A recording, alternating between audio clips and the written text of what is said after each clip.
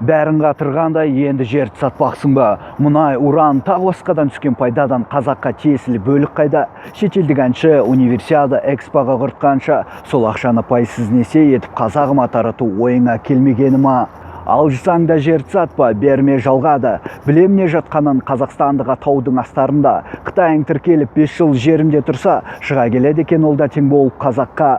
Алаңға шығып өз ойымды айтам дегендерді қорқытпақшы Сирия мен Украина оқиғасымен, олардың президенті соғысты халқымен, сонда бізді қорқытпақсың әскерді айдап салумен, белсенділерді атуымен Жаңаөзенді басты. Қазір 2011 емес, 2018 оянды қазақтың жартысы. 2030-2050 деп қанша бағдарлама құрып, министрлерді ауыстырсаң да, ештеңе өзгермейді сен орныңда отырғаныңда. Өйткені көрсең де көрмегендей түр жасайсың қазақты баспанасыз қаңғып жүрген, білсең де білмегендей түр жасайсың қазақтың жағдайын сұмпайызды несиеге батып кеткен. Ие бола алмасаң тағайындаған 16 министрің мен 16 әкіміңе отырсың неменеге? Қартайып уәдең есіңнен шықты ма 2000 жылдың желтоқсанында кетем деген? Мои полномочия до декабря 2000 года. Почему все думают, что я всю жизнь хочу оставаться и, так сказать, в таком ритме работать?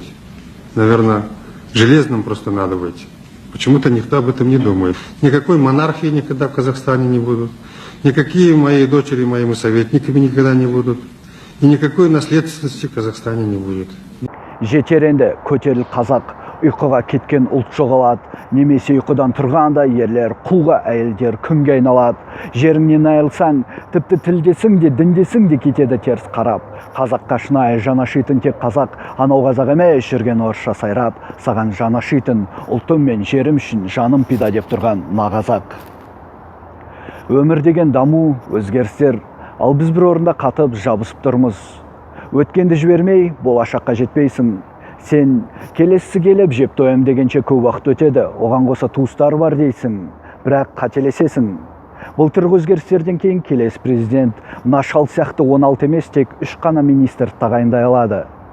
Түсінші, президент пен депутаттар деген жай ғана өзіміздің арамыздан шыққан адамдар.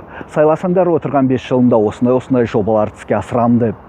Қазір билік бұрынғыдай атадан балаға мұра болып қалатын заман емес. Биліктің иесі бір әулет емес, бүкіл қазақ халқы. Президентке және депутаттарға өз билігімізді сайлау арқылы уақытша беріп тұрамыз. Қазақ халқына қызмет етпей, қара құлқындардың ойлары болса, Ақордадан да парламенттен де қуып шығамыз. Толықтай хақылымыз. Дауыс беру құқығына ие еркін азаматпыз. Халықтың басым бөлігі қолдаса болады, қолдамаса болмайды. Біз үшін анау шешіп қойған, мынау шешіп қойған деген ірген әңгімелер доғару керек. Мынау отбасы Ресей басып алады, анау отбасы Қытай жеріміз тартып алады деген ертегілерді өз айласын асыру үшін салдақлар шығарған. Асханада отырып айтқанда ешкім естімейді. Алаңға анау шыға салады ғой деп біреуге сілтей салуға болмайды. Әркім өз жауапкершілігін мойнына алу керек. Мен төңкеріске шақырып отқан жоқпын. Назарбаевтың президенттік мерзімі 2020 жылы аяқталады. Отқанына тура 30 жыл болады. Соған дейін отыра берсін. Бірақ әдеттегідей сайлауға бір жыл қалғанда күлкілі бір себептерді айтып, алдын ала сайлау жасамасын, туған туысын немесе бірге ішіп жейтінін білікті тәжірибелі деп орнына қалдырмақ түгілі ұсынбасында деймін. Өзі мен жандағылар расында білікті маман болғандарында көктемде топан су басуы дәстүрге айналмас еді. 27 жылда бірнеше мұнай өңдейтін зауыт ашылып, Ресейге тәуелді болмай, бензиннің құны 50 теңгеден аспас еді. Әр қаладан ағылған студенттерімізге жатақханалар салынып, оларды қазіргідей пәтер ақысын іздеткізбей нағыз білім алғызатын еді. Аналар балаларының еміне қаржыны көз жасын көл қылып теледидар арқылы сұрамас еді. Апаларды қатыгездікпен 63-ке дейін жұмысқа жекпес еді. Түкке керек жоқ жобаларға кетіп жатқан ақшаны қазаққа пайсыз несие етіп, баспаналы үйлі жайлы етер еді. Айта берсем шек жоқ. Бірақ әлі де кеш емес. Бастысы жерімізден айырылып қалмайық.